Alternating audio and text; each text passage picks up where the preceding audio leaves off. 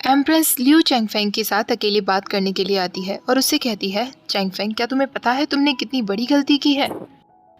चैंगफेंग कहता है, मुझे नहीं पता एम्प्रेस, आप किस बारे में बातें कर रही हैं? तभी एम्परर ली ज़िफ़ेन वहाँ आ जाता है और चैंगफेंग से कहता है, तुम वापस अपने पैलेस जा सकते हो, मुझे एम्प्रेस से कुछ बातें करनी है। चैंगफेंग वहाँ से चला जाता है। ली ज़िफ़ेन अपनी माँ से कहता है, मदर मैं आपको थैंक्स कहना चाहूँगा जो आपने अभी पैलेस में लिू चैंगफेंग को डिफेंस किया। एम्प्रेस कहती है, इसका मतलब तुम पहले से उसकी आइडेंटिटी के बारे में जानते थे? ज़िफ़ेन कहता है, हाँ मैं जानता था कि वो लिू चैंगफेंग ही है, पर मैं सच में चाहता था कि वो मेरा प्राइम मिनिस्टर बने। आई होप आप मेरे इस एक्शन के पीछे का रीज़न समझ पाएंगी मदर। उसकी माँ कहती है, मैं बिल्कुल नहीं चाहूँगी कि तुम कुछ भी ऐसा करो जिससे मेरी फैमिली को शर्मिंदा होना पड़े। आज तक तुम लड़कियों को अवॉइड करते आए। मुझे लगा था कि ऐसा सिर्फ इसलिए होगा क्योंकि तुम्हारी पर्सनालिटी ऐसी है, तुम खुद से लड़कियों को अप्रोच नहीं करते, पर मुझे क्या पता था कि इसका रीज़न कुछ और है। ली ज़िफ़ेन कहता है, मदर ये सब जानने के बाद अब आपका आगे क्या करने का प्लान है? ली ज़िफ़ेन की माँ कहती है, रिलैक्स, अगर मुझे उस चैंगफेंग को जान से मारना होता तो मैं बहुत लंबे समय पहले ही मार चुकी होती। फिलहाल तुम लोगों को ये समझने की ज़रूरत है कि जो भी कुछ तुमने किया है उसकी कॉन्सिक्वेंसेस क्या हो सकते हैं। ली ज़िफ़ेन कहता है, मैं भी यही आशा रखता हूँ कि मदर मेरी बात को समझेंगी। तभी चैंगफेंग के पास एक गार्ड आता है और उससे कहता है, प्राइम मिनिस्टर प्रिंस सुई आपसे मिलना चाहते हैं, वो आपका हॉल में इंतज़ार कर रहे हैं। चैंगफेंग कहता है, ठीक है मैं समझ गया, और मन में वो सोचने लगता है, सुई को मुझसे क्या बातें करनी होगी। ये चिंगयुन ज़रूर अपने दिमाग में कोई ना कोई प्लानिंग तो बना रहा है। चैंगफेन ये चिंगयुन के पास जाकर कहता है, मुझे माफ़ करना, तुम्हें मेरा इंतज़ार करना पड़ा। ये चिंगयुन कहता है, मैं समझ सकता हूँ, आखिरकार तुम्हें दो दो ड्यूटीज़ जो निभानी पड़ती हैं, तुम्हें प्राइम मिनिस्टर भी बनना पड़ता है और कंसर्ट भी बनना पड़ता है। चैंगफेंग कहता है, ये आप क्या बातें कर रहे हैं, मैं समझा नहीं। तो ये चिंगयुन कहता है, तुम इस बात से इनकार कर सकते हो, पर तुम चिंता मत करो, मैं यहाँ किसी को तुम्हारी आइडेंटिटी बताने के लिए नहीं आया हूँ। मैं बस चाहता हूँ तुम मेरे साथ सुई किंगडम चलो और मेरा प्राइम मिनिस्टर बन जाओ। चैंगफेंग कहता है, प्रिंस सुई, अगर आप इसी रीज़न से यहाँ आए हैं तो आप अपना समय बर्बाद कर रहे हैं, क्योंकि मैं आपके साथ कभी नहीं जाऊँगा। ये चिंगयुन कहता है, इतनी जल्दी फैसला मत लो, लियांग सिटी में वैसे भी तुम्हें अपनी पहचान को लेकर बहुत मुसीबत होती होगी, क्या तुम्हें डर नहीं लगता एक दिन तुम्हारी आइडेंटिटी अगर सबके सामने आ गई तो क्या होगा? सारी बातें एम्पर बाहर से सुन रहा था। यू चिंग कहता है, चैंगफेंग अगर आप हमेशा के लिए इसी तरह लियांग सिटी में रहना चाहते हैं फिर मैं आपको और ज़्यादा कन्विंस नहीं कर पाऊंगा, लेकिन आप एक बात अच्छे से याद रखिएगा, ली ज़िफ़ेन केयरलेस ज़रूर है पर वो स्टूपिड नहीं है। क्या पता वो ऑलरेडी आपकी पहचान के बारे में जान चुका हो या शुरुआत से ही जानता हो, तो मैं आपको सजेस्ट करूंगा कि आपको यहाँ बहुत ही केयरफुली रहना होगा। चैंगफेंग कहता है, आप मेरी परवाह मत करिए प्रिंस सू। ये सारी बातें सुनकर ली ज़िफ़ेन वहाँ से चला जाता है। ली ज़िफ़ेन वहाँ से लौटते वक्त काफ़ी ज़्यादा दुखी दिख रहा था। रोरो को जब पता चलता है कि एम्प्रेस ने सबके सामने कहा कि उसने पर्सनली चैंगफेंग को देखा है और चैंगफेंग एक लड़का ही है, तो ये सुनकर वो बहुत शॉक्ड हो जाती है और सोचने लगती है एम्प्रेस ने ऐसा क्यों किया होगा। उसका आदमी कहता है, हो सकता है एम्प्रेस के अपने पर्सनल रीजंस रहे हों। आफ्टर ऑल इस तरीके की बातें उनके परिवार के लिए शर्मनाक हो सकती हैं, इसलिए उन्होंने उस बात को छुपाया हो। रोरो कहती है, मुझे पर्सनली एम्प्रेस से मिलना होगा, क्या पता मुझे उससे कुछ पता चल जाए। दूसरी तरफ एम्प्रेस सोच रही थी, ली ज़िफ़ेन क्या वो लड़का चैंगफेंग तुम्हारे लिए इतना ज़्यादा इम्पोर्टेंट है? हम उसे हमारा प्राइम मिनिस्टर बने रहने दे सकते हैं, पर उसे तुम्हारी कंसर्ट बनने की क्या ज़रूरत है? अगर जैसा मुझे लग रहा है वही सच है तो हमारी ली ब्लड लाइन तो हमेशा के लिए ख़त्म हो जाएगी। मुझे समझ नहीं आ रहा मैं क्या करूं। एम्प्रेस ये सब सोच ही रही थी, तभी उसके पास उसका एक गार्ड आता है और कहता है, प्रिंसेस रोरो आपसे मिलना चाहती हैं।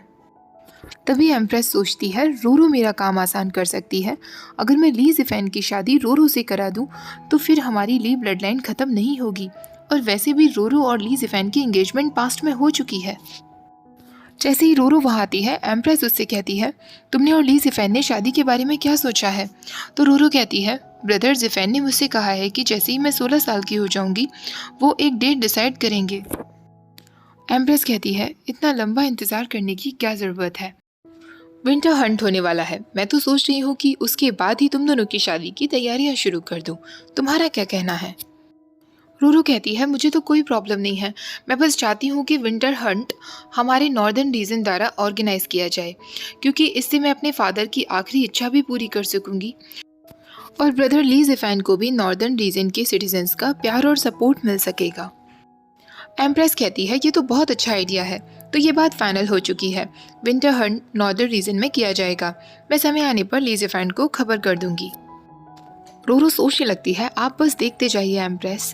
नॉर्दर्न रीजन पहुंचते ही ली ज़ेफ़ान और चैंग फेंग की जान कैसे खतरे में पड़ती है। दूसरी तरफ एम्परर चैंग फेंग के पास आता है और उससे कहता है मुझे तुमसे कुछ बातें करनी है। ली ज़ेफ़ान मन में सोच रहा था चैंग फेंग तुम वो सेम पर्सन नहीं हो जो तुम 1 साल पहले हुआ करते थे। अब वो चैंग फेंग से कहता है एम्प्रेस ने हम दोनों को बुलाया है, वो हमसे कुछ ज़रूरी बातें करना चाहती हैं। जैसे ही वो दोनों वहाँ पहुँचते हैं एम्प्रेस अनाउंस करती है इस साल का विंटर हंट मैं चाहती हूँ कि नॉर्दर्न रीजन ऑर्गेनाइज करे और विंटर हंट सेरेमनी भी वही होनी चाहिए। और दूसरा मैं चाहती हूँ कि कॉन्सर्ट वैन यानी कि रोरो को पहले इसकी ऑफिशियल कॉन्सर्ट बना दिया जाए। ये सुनकर चैंग फेंग एकदम शॉक्ड रह जाता है और कहता है क्या, लेकिन क्यों? मेरे कहने का मतलब है पर्सनली मुझे नहीं लगता कि नॉर्दर्न रीजन में विंटर हंट ऑर्गेनाइज करना एक अच्छा आइडिया है, क्योंकि वहाँ के लोग पास्ट में जो भी कुछ हुआ उसको लेकर एम्परर को ज़्यादा पसंद नहीं करते हैं। एम्प्रेस कहती है तो तुम मेरे डिसीजन को अस्वीकार करना चाहते हो? चैंग फेंग कहता है नहीं, ऐसा करने की मेरी बिल्कुल हिम्मत नहीं, लेकिन मार्किस मैन साओमेंग और बाकी सारे लीडर्स भी सिर्फ इसी मौके की तलाश में हैं और वो पेशेंटली एम्परर का इंतज़ार कर रहे हैं, वो कुछ भी कर सकते हैं। एम्प्रेस अब गुस्से में कहती है तुम्हारी जैसी कॉन्सर्ट को कब से ये हक हो गया कि तुम पॉलिटिक्स के बीच में बोलने लगी? कभी भी मत भूलना कि तुम यहाँ एक मामूली कॉन्सर्ट हो और कोई नहीं, पॉलिटिक्स में बोलने की कोई ज़रूरत नहीं है। ये सब देखकर रोरो सोच रही थी शायद एम्प्रेस को पता है कि प्राइम मिनिस्टर के भेस में ये लियू चैंगफोंग है। उसने झूठ सिर्फ इसलिए कहा होगा क्योंकि वो अपने परिवार की इज्जत बचाना चाहती थी। अब एम्प्रेस ली ज़ेफ़ान से कहती है ज़ेफ़ान तुम्हारा विंटर हंट के बारे में क्या सोचना है? ली ज़ेफ़ान कहता है मदर अगर आपका ऐसा सोचना है तो मैं तैयार हूँ, हम विंटर हंट इस बार नॉर्दर्न रीजन में ही करेंगे। चैंग फेंग उसका ये डिसीजन सुनकर बहुत गुस्सा हो जाता है और मन में सोचने लगता है ली ज़ेफ़ान क्या तुम पागल हो गए हो? ये अनाउंसमेंट होते ही तुरंत मार्किस मैन को भी रोरो का खत मिल जाता है जिसमें उसने लिखा था विंटर हंट अब नॉर्दर्न रीजन पर होने वाला है, जल्दी से हमारे 5000 सैनिकों को इकट्ठा करो और वहाँ पहुँच जाओ। रोरो का आदमी उससे कहता है अगर साओमेंग अपनी सारी सेना भी इसमें लगा दे फिर भी हम श्योर होकर नहीं कह सकते कि वो इसमें सक्सेसफुल होगा। अगर वो असफल हो जाते हैं तो फिर वो एक्सपोज हो जाएंगे और उनकी जान को खतरा होगा, हमें ये नहीं करना चाहिए। रोरो कहती है तुम चिंता मत करो, मैंने ऑलरेडी इस बारे में सोच लिया है, मैंने इस लेटर में कुछ लिखा है, तुम्हें एग्जैक्टली वैसा ही करना है और ये बात किसी को भी पता नहीं चलनी चाहिए। जैसे उसका आदमी वो लेटर पढ़ता है उससे कहता है मैं ऐसा बिल्कुल नहीं कर सकता, ऐसा करना ठीक नहीं होगा, इसमें रिस्क है। रोरो कहती है जब तक मेरा बदला पूरा नहीं हो जाता मैं किसी भी तरीके का रिस्क लेने के लिए तैयार हूँ। त्यांग झाओ चैंग फेंग के पास आता है और उससे पूछता है सडनली मेरे नेफ्यू ने ये डिसीजन क्यों लिया कि विंटर हंट नॉर्दर्न रीजन में होना चाहिए और अचानक से वैन रोरो को कॉन्सर्ट क्यों बनाया जा रहा है? चैंग फेंग कहता है इस बारे में आप अपने नेफ्यू से ही पूछिए, मुझसे क्यों पूछ रहे हैं? तो त्यांग झाओ कहता है मुझे ऐसा क्यों लग रहा है कि तुम्हें जलन हो रही है? चैंग फेंग कहता है मुझे जलन क्यों होगी, और आप पहले से बाहर सिर्फ मुझसे ये बात डिस्कस करने के लिए आए हैं? तभी एम्परर ली ज़ेफ़ान पीछे से आ जाता है और त्यांग झाओ को देखकर कहता है लगता है आप कुछ ज़्यादा ही फ्री रहते हैं अंकल, मुझे आपका वर्कलोड बढ़ा देना चाहिए। त्यांग झाओ की हालत ख़राब हो जाती है। वो एम्परर से कहता है ज़ेफ़ान मुझे याद आया, मुझे कुछ ज़रूरी काम है, मैं चलता हूँ। वो तुरंत वहाँ से भाग जाता है। ली ज़ेफ़ान चैंग फेंग से कहता है तुम भी हमारे साथ विंटर हंट में हमारे प्राइम मिनिस्टर के रूप में चल रहे हो तो तुम्हें अपनी पूरी तैयारी कर लेनी चाहिए। एम्परर ऐसा कहकर वहाँ से चला जाता है। उसके जाने के बाद चैंग फेंग सोचने लगता है अगर मैं तुम्हें नॉर्दर्न रीजन जाने से नहीं रोक सकता, कम से कम मैं वहाँ तुम्हारे साथ जा तो सकता हूँ ना। मुझे सीक्रेटली कुछ लोगों को हायर भी करना होगा जिससे वो पहले से प्रिपेयर रहें। चैंग फेंग की ये सारी बातें एम्प्रेस सुन रही थी।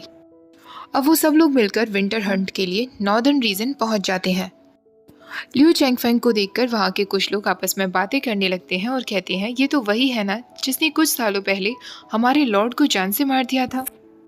वहीं कुछ लोग कहते हैं ज़्यादा ज़ोर से मत कहो, मैंने सुना है कि अब वो हमारा प्राइम मिनिस्टर बन गया है। और जल्दी ही हमारे लॉर्ड की बेटी वैन रो एम्परर की कॉन्सर्ट बनने वाली हैं।